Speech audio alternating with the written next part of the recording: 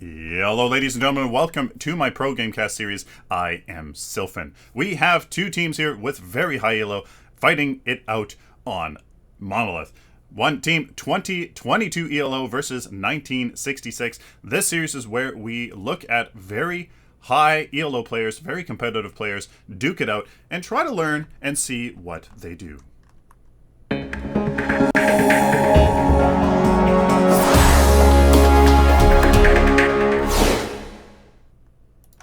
Alright, ladies and gentlemen, welcome to the game as we are going to have a fun time seeing what these players do.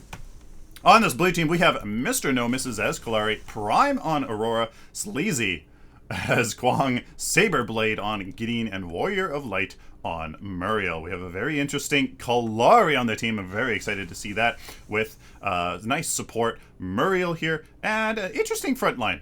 We got Aurora, Kalari, and Kwang. Certainly can be a nice front line with a nice caster as Gideon. So they definitely have some synergy here with the Aurora, Gideon, and Kwang ultimates. Very nice to see that. And the Muriel will certainly synergize very well with the Kalari, Aurora, and Kwang being in the mid lane. On the orange team here, we have CM Stark on Gideon, the featured player here, Suki on Murdoch, Akito on Rampage, Whoop as Frangmao, and versus 938 on Decker. So this team looks definitely much more standard if you ask me. The nice, very, very meta Decker on this orange team. Feng Mao, one of my personal favorite fighters here. All of a sudden, man, I just kind of discovered him, and boy, he's just awesome. Akito, again on Rampage, very, very, very, very meta right now. And Murdoch, we have the changes as of today, which was not here in this game. It's going to be very interesting how the majority of the population here kind of goes with this change to Murdoch. We have versus 938 here, just trying to harass Prime here in the offlane. That is a very nice strategy I like to see personally. The safe lane duo doing kind of harass that offlaner that gets the nice that nice easy time getting those two weak jungle camps, and I do like to see that. Feng Mao here as Whoop as Feng Mao here in this offlane. It's gonna actually be very nice. The Kalari being a support for the Muriel. What is this? That is something I didn't actually notice at all. We have no Ranger on the blue team. How did I not even notice that? We have no Ranger on the blue team.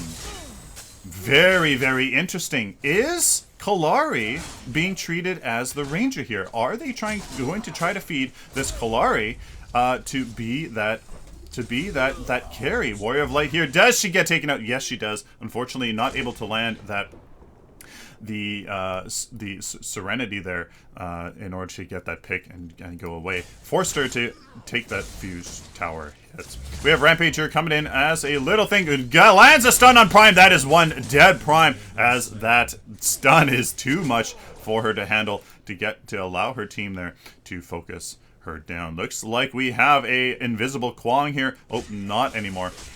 As looks like the blue team's was not able to make anything happen, but here is they're gonna try to do that as Same Stark has an easy time getting away as the three people in this offlane are pushing down this tower very quickly. I actually kind of really like that, as it definitely enables the safe lane duo here, Suki and Versus, to rotate earlier to the other lanes to make more things happen. Kind of like that. Maybe doesn't feed too well into their farm, but that is definitely an option here.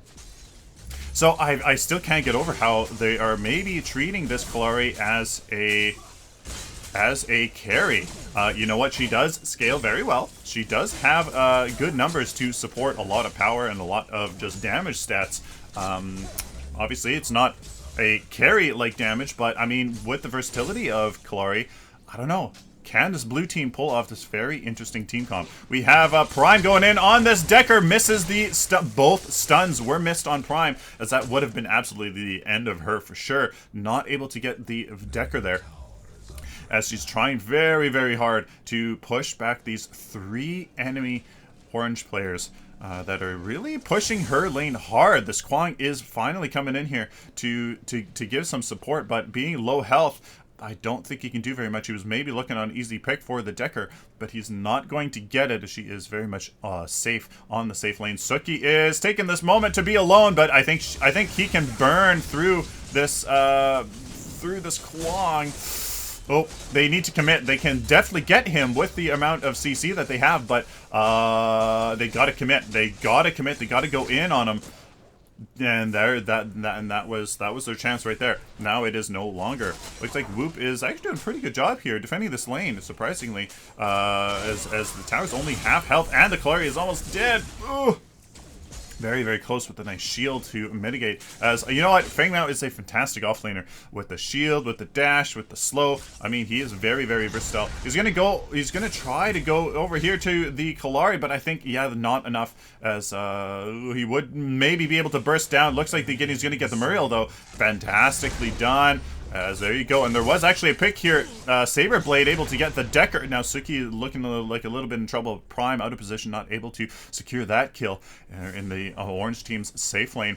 Little back and forth here, ladies and gentlemen. I think it's going to be very interesting to see who can win. The very interesting blue team composition. Maybe you're going to be able to use some of their individual uniqueness to maybe secure some kills and some kind of advantage, but the orange team much more standard, much more meta. And you know what, intuition maybe would say that this orange team is going to have the advantage over the blue team, but you know what, these are very high competitive players, and if anybody can execute unique compositions with this, it's going to be them. Yep, easy takedown by Whoop on Feng Mao. As he was very, very, very overextended. Not sure what he was thinking there. As not enough minions to quickly burn down the tower. I don't know. Who knows? So we can pause the game just for a brief moment here and take a look at the builds. Absolutely very key that this Kalari takes this healer token and the health potion for sure. The Warrior of Light maybe could have added to that as well with a Circlet of Health, but you know what, I think that maybe is probably more appropriate here, as we got more of Light going into Mage's War for some mana and some minor cast. Do like that. A little bit of damage definitely goes a long way. Gideon, very standard Brawler's Ward. Kwang with the Beastmaster's Scythe, which I just finally got personally, and I have no idea why I haven't seen its value before. I guess I'm just an idiot. Quartz Blade here, fantastic for Kwang mana region. He is mana dependent, so I do like that. I very much do like that, and I do see a lot of these high competitive players not upgrading their Beastmaster's sides or their Sylphins. You know what? That passive is very important, and I can see the value in doing that. Aurora, very standard, very much like that. Here on the orange team, let's see, Gideon, very standard as well. Suki, very standard. Aikido, again, that's Guardian's Side. There's that, yep, not upgrading, going into a Maximum Gem. That is very meta as well. Maybe I would prefer to see a Ward, personally, as well as on the Murdoch. But if anybody's going to get away with it, that would be the Murdoch. We do have Whoop on Feng Mao. Again, the healer token is, of course, Madstone Gem, and he's definitely going to go into Ward next. Circlet of Health, there you go, on the Decker with the Lord's Ward. Very, very standard as well. Both teams here looking like pretty even on the CP. 10, 9, 8, 8, 7 with 9, 9, 9, 8, 8. So very, very even, a little more spread out on the blue team. But the orange team is, again, doing a little bit more meta. A little bit more standard here with the Murdoch being a little bit higher as well. So Gideon versus Gideon here in the mid game, or middle lane, pardon me. And that is definitely very interesting. I like seeing these very high competitive players you know, 1v1ing on the same hero and just seeing who can, you know, kind of outplay the other. Here's Whoop trying to defend his lane. There's that shield from Muriel being so fantastic on this. Oh, very nice stun. And there is a complete burst on Warrior of Light. Nice stun. Nice synergy there between Aikido and Whoop. So definitely some communication needed to happen there to make that happen. Nicely done. There's that stun into the ultimate to burst that Muriel down. Absolutely had no chance. Well done, Aikido, for that well-communicated gank. And there we go. Sam Stark is definitely going to get taken out. Oh, but the, oh, nicely done. I was going to say that the Kalari maybe should have waited to use the dagger, but I think, you know, it worked out all in the end. Looks like this Kalari, can she escape? Oh, yep, no wards again. There's the issue with no early game wards, but I think this, yeah, this... Oh boy, nice ultimate to keep the Keto, but no, they actually get out and both of them escape. Very, very interesting. Well done here by the orange team to actually, or rather by the blue team, sorry, to have their Kalari and Kwang get out of there. Very nicely done, indeed. So it looks like the blue team got a little bit of that advantage there, a little bit in the kill, but that did even it out in the kill department as well. But here's Prime doing a very good job, even against all of this pressure, keeping her off lane very nice and safe. Did she just jump into a Simulacrum? I think so. That definitely looked a little bit weird.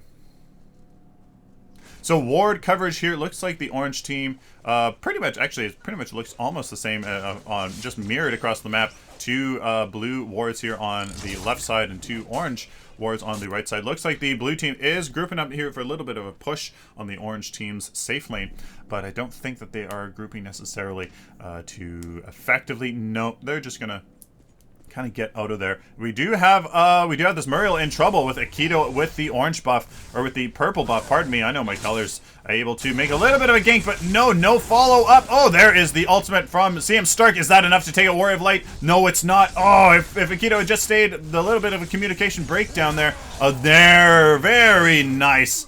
Very nice, very nice. But can he get away? No, there's no miss. There's the the Kalari killing him as he was moving through that teleport. So again, the blue team, I don't know, in terms of execution there in that little bit of a skirmish, I don't know who to give that award to. The Gideon did a very nice individual job of taking out the Muriel, but I think the blue team is doing a little bit better job here. Here is this Kwang trying to get a little pick on the Decker, but she's going to be having a nice, pretty easy time here. Oh, very nice dodge of that, and that is one dead Kwang. Should be able to secure the kill. Oh, but the Decker decided to come back in. Here's the Aurora. Can she totally move this around? She doesn't have her ultimate, so that Decker again is being very elusive. Oh, she's being a huge tease, a huge bait for this orange team, but they just can't seem to make the kill. There is the kill. There we go. So, oh boy. Interesting. You can see the Decker there being the bait for the Aurora there, and that did actually mean that she died. So again, the kill department is a little bit in the orange team favor, even though I actually kind of maybe am seeing that the blue teams perhaps being a little bit better as a team, which is ironic due to their not team, terribly team standard team composition. But hey, we're going to have to see how that unique team composition does work out. As the Kalari, let's take a look at what she's doing. I find that very interesting for that mana regen. As she is very ability focused, so I do like that. Even though it is only 1 CP, who knows? I do like that idea though. I do very much like that. Void Steel Dagger, going into that for some power. Not very much pen. That is okay. Really, that's not going to hurt her too much. She does gain a lot of attack speed per level, so I mean that it really is fine. Crit, not worth it until you can dump a lot of CP into it all at once. So I think Void Steel Dagger, hey, that is very, very, very sound.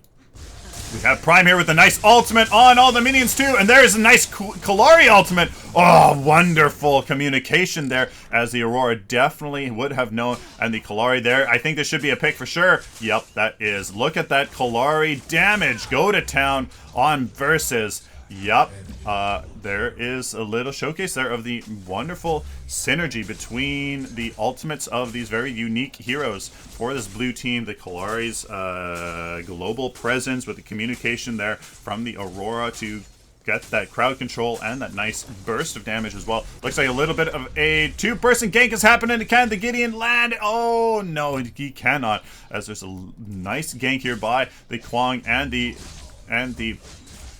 Gideon to make something happen here in this mid lane. That should be quite a bit of damage there on the mid lane tower. I like that these high competitive players are pressing the advantage when they get them, and I think that is the key. Oh, but Kwang, watch out! There's one dead Kwang as a nice stun there from the gadget. From the Decker, pardon me, and there isn't any follow up for this Gideon, so he's going to get away. So one kill for a little bit of tower damage is, I think, worth it there for the orange team. So they're going to have a pretty easy time pushing this mid lane. If the blue team doesn't respond, they do have numbers advantage for the orange team. So they should be able to push this mid lane. They have that advantage. Let's pressure it. But here is Akito coming in. Can he make anything happen? There is the, stun on the Muriel, interestingly enough. She can actually escape pretty well. But so can the, but there's a missed Decker ultimate. Decker stun, sorry, but doesn't matter as the Muriel is taken out. Maybe would have gone in on the Klari. But I mean, hey, worked out anyways. The support, maybe, arguably, yeah, is maybe the better. There we go. Nice. Oh, 1 for 1 there. CM Stark doing a good job coming in and finishing that. The Decker was coming over all as well to make that happen. So, you know, I have a tough time deciding here what is the deciding factor in these engagements to give either team a advantage. The orange team seems to be using their composition very well, but there comes the Klari. He does get a Cosmic Rift to the face, but here he is in the Shadow Realm, but he is detected. There's a ward right there. But let's see. No, he goes back to defend his lane as the Akito is just waiting there for that clutch stun. Does he have the burst? Oh, yes, that is one dead Kwong. Very nicely done, as he only saw one of those heroes because the other one was hiding behind the, but they don't finish him off. There's the come on, just finish him up. Oh my goodness, they've let him go on for far too long. Now they're gonna have to die for it. I don't think this is a terribly beneficial engagement for this orange team. Yep, the blue team did turn it around. They didn't get that pick on the Kwong early enough, and it looks like the blue team's going to be chasing down this Decker. Might be a kill there. I don't think the Gideon's going to have too much follow-up, but here is CM's Clark. He has had some very nice engagements, and what's the word? Brain fart. But here's Akito going after Prime. Yeah, that's going to be one dead. But the Decker stun missed. That could have turned it around for sure. There you go. There is Suki coming in to finish that off. That would have been a very key moment as well. Here's a Gideon. Look at CM Stark going to town. Very, very strong play here in this early mid game as well. He has been a very key player here for himself. Let's take a look. 2 and 2 though. CM Clark. Yeah, 4 and 2. He has been a very, very, very deciding factor in a lot of these engagements. So he is definitely looking like a very strong person here for the orange team to kind of turn some of these battles around. Let's take a look at the kills. Orange team's actually looking a little bit better. 12 and 10 versus the blue team's 10 and 12. I think that the blue team is not necessarily utilizing their individual strengths as much as here in this early mid game as they were in the early game. The orange team is starting to, now that these lanes, the safe lanes have been taken down, the outside tier ones have been taken down, the orange team is going to have a much easier time rotating and being a part of these engagements. Here's Suki being pressured back, but does X-Saber Blade get a fantastic ultimate? No, there's a Decker stun. I mean, hey, there is a reason why she is so meta. And looks like, I think the Decker's going to be taken out. Let's see. Whoop is dead indeed taken out. Here comes the Decker here in this left side. Is she going to be taken out? The Prime definitely does have the crowd control to take her out and force her death. Yep, there we go. Very nicely done. Looks like both teams are going to get 1 for 1. No, the Decker does. Oh, no. Prime does take her out. So there's a 2 for 2 as the blue team is doing a fantastic job utilizing their individual strengths. Sleazy, got to be careful. Be careful, Suki. There's a reason why he's high low. But Suki's getting taken out here. Looks like Prime. Very nice knockback. But can they finish him off? No, Suki is. There's CM Stark. Their individual play. Can he finish him off? No, he can't. Oh, boy. So as you can see, there are moments where the blue team does use their individual, unique skills and abilities to the max. But looks like the orange team's more meta, more synergistic team composition is paying off for them more of the time because they are able to group up a little bit more and just kind of, just do what's meta. There's a reason why it's meta. So I think we're seeing that here in this game. Let's pause to take a quick look at the build now. It is a little bit into the mid game in the mid 20s. Looks like nothing too different. 2 quartz blades, as I think I do like that. Is very much with some basic spark in there as well. Very interesting. I do like that. Nice, and diverse for Kwang. Maybe focus on his abilities just a bit. Sources Ward, nice to see that. A little bit of ability pen, focusing on that on those abilities a little bit better, a little bit more. Sorry, looks like yeah.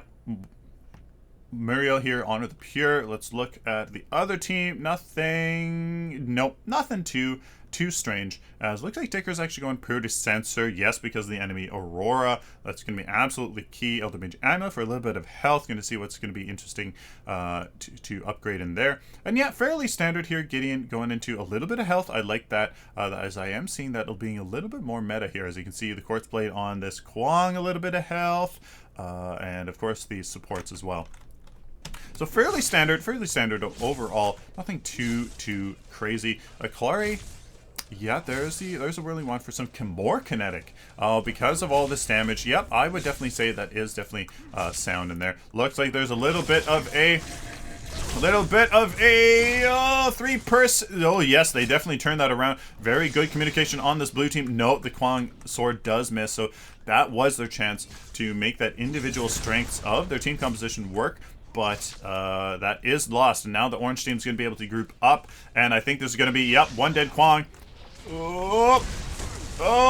Missed the, there we go. Yep, there you go. So there is the blue team not utilizing their individual strengths and just allowing the orange team to group up and using their much more meta and much more team synergistic comp to go to town. As we can see there, it is very powerful. It is very powerful indeed. And there is the orange team grouping up for that gold buff there in the left lane. They're going to be able to push that with that numbers advantage. Have a pretty easy time. Here is Aikido. He's trying to maybe just put some pressure on this Kalari, get her weak so she can't be that pseudo carry in this early game, but there it looks like he's going to go after his Gideon. Not much he can do there. Yes, he misses his basic attack. Just kind of trying to pressure him out, trying to teach them who's boss. And a little bit more map control in this mid game. Looks like both teams are kind of going back to take care of some of their lanes. Orange team's going to group here in the middle. Maybe try to take out this Aurora here in the mid lane. They definitely have to protect their mid lane, as that is the source of control, source of security. And in a MOBA that allows you to rotate into those off lanes, get those moving in the right directions, so then you can group up and especially use that very nice team composition of theirs to their advantage. Looks like I've hit a invisible wall, question mark. Oh, okay, interesting. So here's Prime going to put down a ward in their jungle. This is going to be very nice to pay off for that vision advantage while they push into this mid lane, or maybe a split push there in the right lane, as looks like Prime is going to be just farming up, trying to get some sort of an advantage here over this orange team. Looks like they have definitely taken the lead in the CP department and in the kill department as well. 16-3. So the very nice thing about Kalari here is the way that she can split push and then ult in to help out the rest of her team in a team fight, as that's obviously a very important part of Kalari. Here comes this rock, but whoa, very much missed that. Here's the Kalari's going to go to town on this on the rampage. Let's just taking chunks out of his health, but no, the ultimate is going to definitely protect him, give him that security, as a Kalari is going to be try to go away. Here comes CM Stark. Can he 1v1 a Kalari? Oh, he does hit the cosmic rift. And there you go. So here's Kalari going back, force back, a little bit of pressure. It was a long way on a Kalari, as she is pretty darn squishy. We have a Kwang versus Feng Mao, so I would love to see a 1v1 between them. Personally, I would give it to Feng Mao, but hey, we can see how these high ELO players do their craft here. He could really be anything here at this level. Looks like this Aurora, looks like Prime's being very aggressive. Luckily, he is able to get away, as looks like the orange team has learned from that one ward that Prime put down earlier to get some vision in their own jungle. Looks like Prime and this Kwang here is being very aggressive. Here is a nice stun from the rampage on the Gideon, but no follow-up from the rest of his team, as they were definitely split up. Oh, here's Prime though. Here's Aikido forced to retreat, because a little bit of damage there goes a long way. Here's might be the chance for but there is Prime going to town on the Decker. Can Aikido last for the rest of his team to come in? There's the blue team's Muriel. Yeah, oh, there we go. Guys, as you saw there, the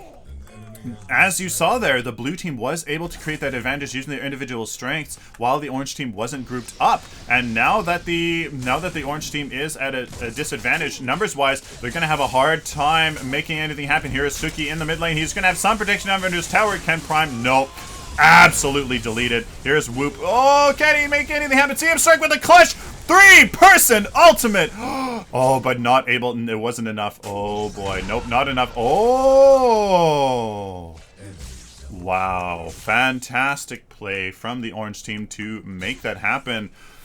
To turn it around, there is again some of the strengths of these individual heroes, as there is a reason why they are so meta. Maybe not Feng Mao so much, but the rest of the team is certainly very, very meta, as you know, there is the advantage of getting this orange team out of position, grabbing a pick or two, and then that definitely feeds. Oh, very missed opportunity there by the Kwong. That's going to hurt him, as he's not going to be able to get a pick on CM Stark here, to maybe kind of push their advantage that they have now, but no, not able to. So again, guys, look at that. As long as this blue team can get a pick or two with bringing the orange team out of position, they can certainly win this game with some nicely done picks into some great team fights. It looked like the orange team there was able to make something happen here, as the Prime does steal that orange buff. And now the blue team definitely looks like they're starting to take control over the orange team. They're getting a little bit more map control, forcing the orange team to split up, which then gives the advantage to the orange team. There is Suki. Guys, look at that. There's the individual strength of this orange team, of the blue team, able to able to stretch the orange team thin, and then in a 1v1 scenario, the superior individual heroes from the blue team is able to make that happen. The blue team's trying to maybe get a little bit of a pick here on Aikido, but nope, they're going to turn it around, and this is going to be the end of these two blue team. But oh, fantastic. Oh, and he misses the rock as well. Fantastic sword there from the Kwong to keep that. Here comes X Master Blade. Can he turn it around? They aren't necessarily low enough for a good ultimate, so they are forced to retreat. Very, very interesting. Absolutely very interesting game here. So I love to see these unique team comps being executed so well. Oh, Prime, there is does he have the ultimate? Was that a Decker stun to interrupt Prime's ultimate? I think that was. Honestly, I think Prime had used his ultimate, but the Decker stun was super, super clutch to kind of interrupt that, and that actually would have been a lot of damage. And here is the Kalari trying to get a pick on the Feng Mao, but nope. Again, that individual strength of the Kalari here, not able to execute that for some damage. But it looks like whoop, gotta be careful. Oh, there's the power of Kalari. Yep, oh no, he misses. Oh, here we go. Can Kalari do it? I think so. Is the dagger up? Does that movement speed? Yep, that is one dig Feng Mao. There we go, baby. Yep, there we go. Individual strengths of this blue team might just be what gives the advantage. They're executing this phenomenally. They need to spread out the orange team to make that advantage and then execute on that advantage. And well, they are very high ELO for a reason. And look, we are seeing that reason go to town. Here's Aikido getting a little bit overextended, a little bit too greedy against that Kalari that maybe Suki is being pretty angry about, because he needs to do his farm. He needs to stay powerful. It looks like Aikido actually, Warrior of Light, gotta be careful. Yup, you gotta be careful. That stun is real, and Aikido did still have his ultimate. So here we go. Fantastic Decker. Oh, yep. There you go. There is the strength of the orange team's team comp, but it isn't enough. It isn't enough. Suki is gonna have an easy time taking out the Gideon. Oh, but careful. The orange team is rallying very nicely, even though the blue team did get a pick or two. No, Sleazy being very, very, very. Oh, careful. Sly, yes, you probably could have taken out that Decker, but no. There is a pick. So, fantastically done. Here's Prime using his ultimate on. Whoop. Is this enough to... Oh, so close. So close. These high ELO players know their heroes very well, even if it is a brand new hero for Prime. They are executing very well. I am loving this game. Look at how they are swinging the game back and forth. Let's take a quick look at the CP department. Looks like the blue team is actually doing better. 41-39, 32-31-26, 45, 34-33, 31-24. Nope, it still looks like the orange team. They have been able to farm here a little bit better as the orange team, or the blue team, did press their advantage there, putting the orange team on the back foot, but it did look like that just made the orange team's farm kick into effect here. So looks like this Kalari is going to try to do something here for the Decker if Suki's not careful.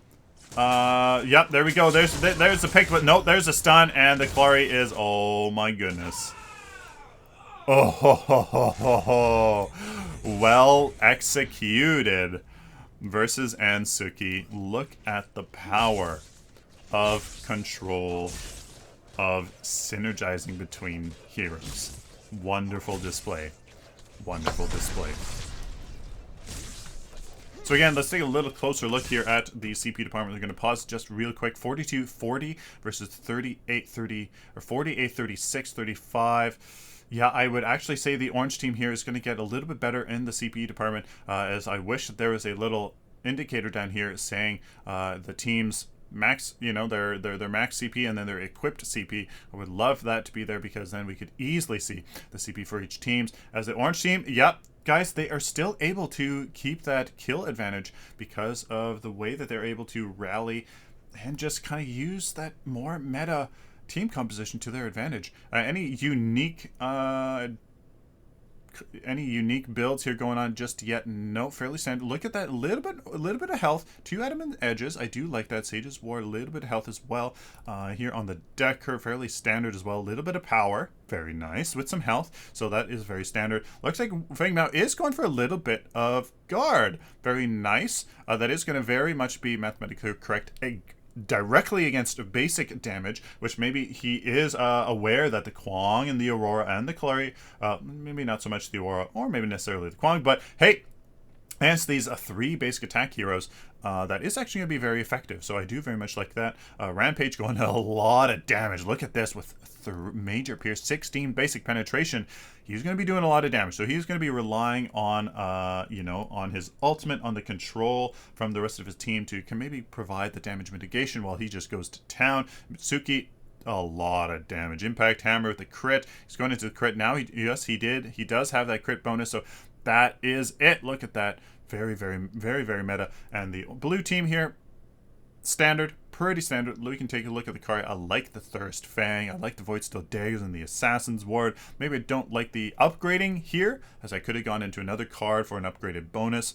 But that does look fine. Your Guardian's Ward, a little bit of, a lot of health. There we go. There is that sustain. That is being more meta. I definitely do like it, as Aurora. She is going to maybe be the more of a frontline hero than the Kwang or the Kalari. A little bit of health here again.